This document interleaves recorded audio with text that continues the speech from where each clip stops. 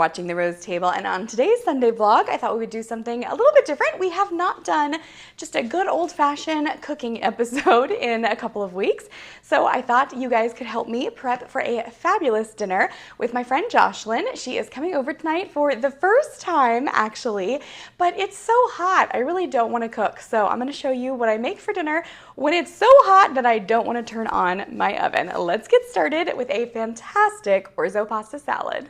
Alrighty, so I went ahead, I've already cooked up some orzo pasta and just until it's al dente, and then I went ahead and tossed it with, this is my favorite lemon vinaigrette. This is literally lemon zest, lemon juice, olive oil, salt, and pepper. And I poured a little bit on it and then let the orzo just kind of sit at room temperature for like 10-15 minutes because I don't want it piping hot when I put in all of our chilled things. And we're going to serve this chilled. We're gonna kick things off with an English cucumber. I don't know about y'all, but I can truly not get enough cucumber in, well, honestly, year round, but truly in the summer. It's just so refreshing, so cool. All right, so already I'm feeling like that's pretty good, but like I said, we might add more.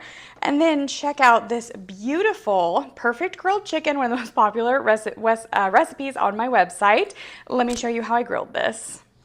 Y'all, I'm so sorry. I completely forgot that I am supposed to be vlogging right now. So all I've done here is I've taken some thin sliced chicken breast and seasoned it with oregano, garlic powder, onion powder, paprika, pepper, and salt, and then rubbed it in both sides with some olive oil. And now I'm gonna throw it on the grill. This is my perfect grilled chicken, a great start to any meal. All right, well, this is quite sad. My ignition is broken on my grill, so I had to make do with the grill pan, but that's okay. That's why we have it, for emergencies, and it'll still be nice, juicy, seasoned chicken. And there, I mean, come on, look how juicy that is. And I just absolutely love having grilled, whoops. I absolutely love having grilled chicken ready to go in the fridge. Oh my God. It's such amazing flavor. It's so moist. Oh my goodness gracious. See, when you're the cook, you just get to eat whenever you want.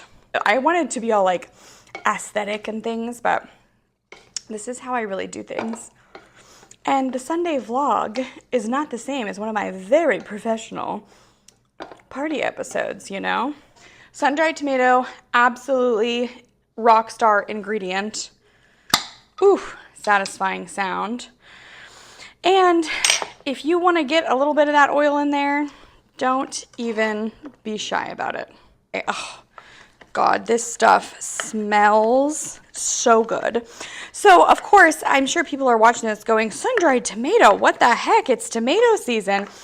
I know, I don't know what to tell you. I really wanted to put bacon in here, and I just thought bacon, feta cheese, and sun-dried tomato sounds like such a party. So we might add some fresh tomatoes in here, but I'm thinking more that we're gonna keep it sun-dried tomato, and then we're gonna have a fabulous tomato salad to start with garden tomatoes.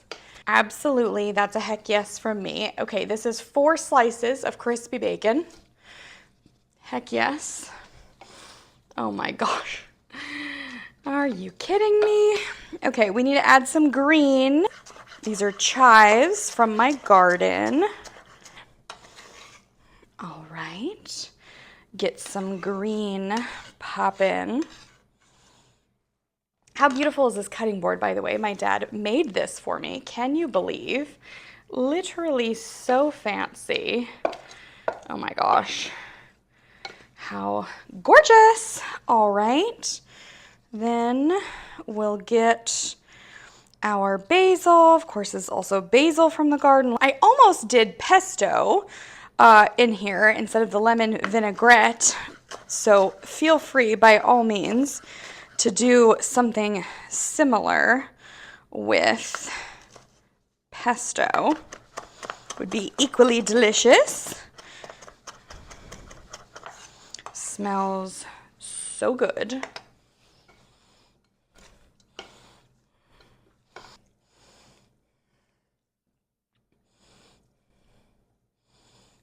Oh my gosh, how good is this looking? All right, and give this a little stir. Now this would be amazing with Kalamata olives. I know my friend does not love Kalamata olives, so I have left them out, but if you are an olive girly, then by all means, add some olives in there.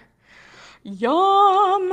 I don't know about y'all, but I'm thinking that looks pretty perfect. Should we give it a little taste?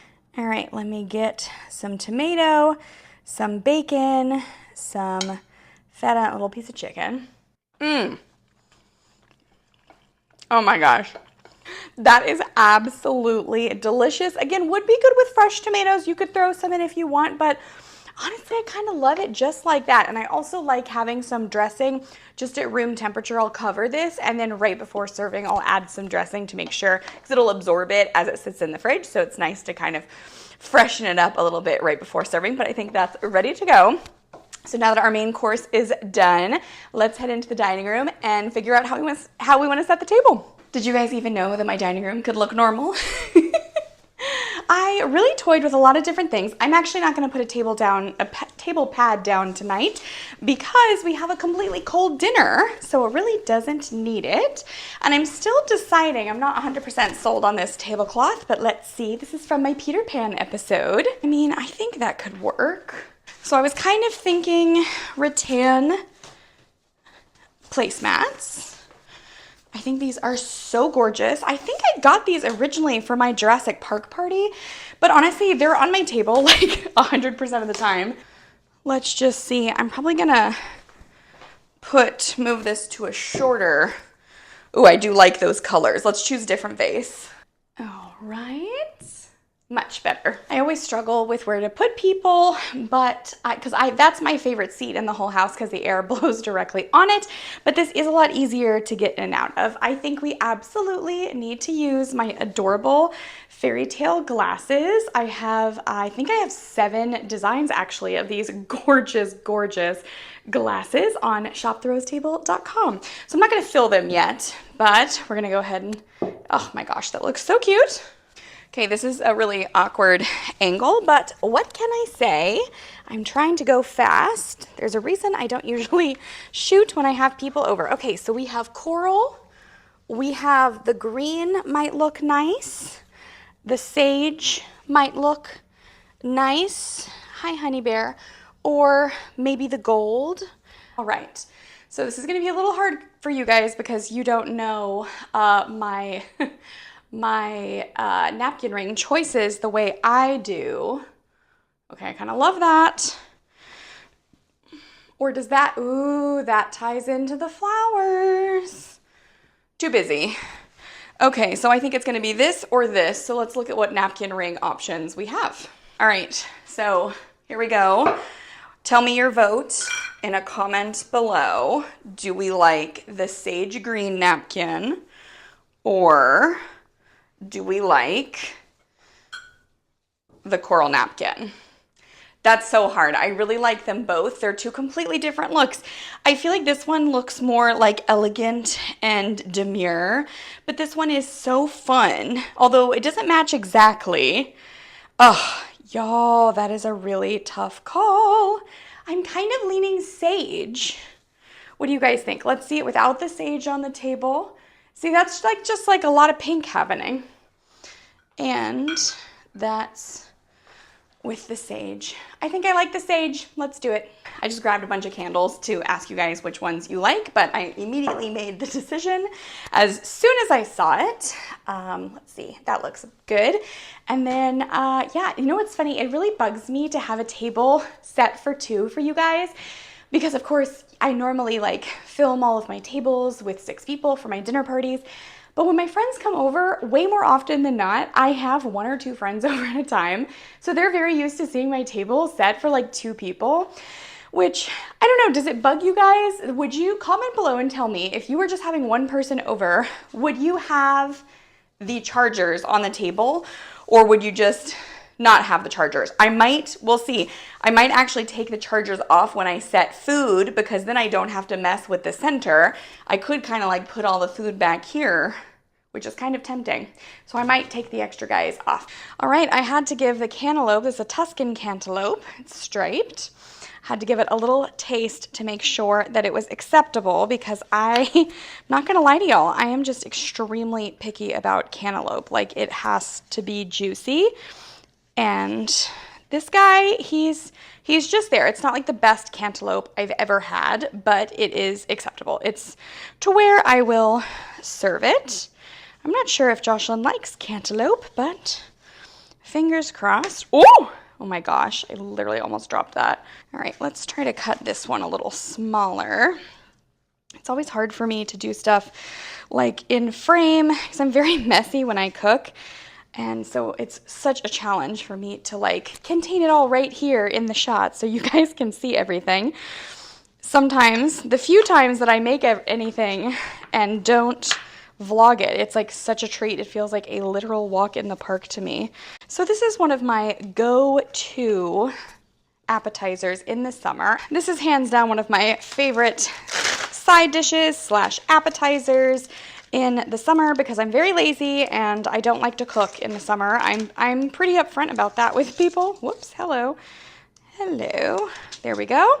So we're just gonna take some prosciutto. It's kind of a big piece. Maybe we'll split it and take one of our cantaloupe spears. There we go. Get some more length going. And you're just gonna wrap it. How delicious and summery does that look? And it's like, it's really hydrating. Oh my gosh, I could eat just an entire cantaloupe of the prepared this way. Okay, goodness gracious, we have to go quicker because she's going to be here any second. We're gonna do a very easy burrata summer salad, which I absolutely love when I have garden tomatoes. This is black crim and this is Cherokee purple, two of my absolute favorite tomatoes. So we're just going to slice these bad boys up. There we go. Get some delicious tomato goodness going. Just beautiful. And then maybe next we'll do our avocado. Let's see, I don't usually cut avocado with a tomato knife, but she's literally going to be here any second. So going as fast as I can over here. I do love that though because sometimes it makes me feel like I'm on an episode of Chopped. I'm gonna do my best to do half and half. It drives me absolutely nuts when people comment on like the fact that I'm not wearing gloves. Are you kidding me? Are y'all seriously putting on gloves in your house? I don't even get it because if I wash my hand, like if I have a glove on, I can't wash my hand. To me, it's way more sanitary to wash my hands, which I'm about to do, so excuse me. We're going to take a burrata ball, which is stunning. And I think I'm gonna try, whoops, to tear it into like a couple little chunks to look really, really pretty all around. So you can use whatever nut you would like, almonds, pine nuts even, walnuts. This is an herbed rosemary Marcona almond. And honest to God, once you've had this, no other nut will do. Gonna add a sprinkle on some nuts. And then I'm just gonna let these hang out for a few minutes and then I'll dress them right before we eat. How beautiful. Yum! This is literally Katie Rose 101, like POV, you're coming over for dinner, but I don't wanna cook, but then I do all of this.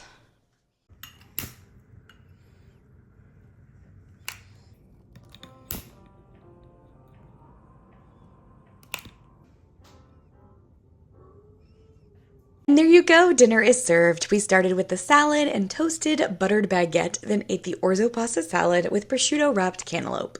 For dessert, I served hot fudge sundaes with homemade vanilla ice cream, homemade hot fudge sauce, raspberries, and almonds. I filmed the making of the ice cream and the hot fudge, but this vlog is quite long, so tune in next week if you want to learn how to make the best ice cream you've ever tasted. Guten Appetit! Yay. Well, I hope y'all had as much fun watching this vlog as we had eating this dinner. If you haven't done so already, don't forget to subscribe. And as always, you can find all of my recipes on therosatable.com. Thank you guys so much for hanging out with us today, and I hope to see you next Sunday.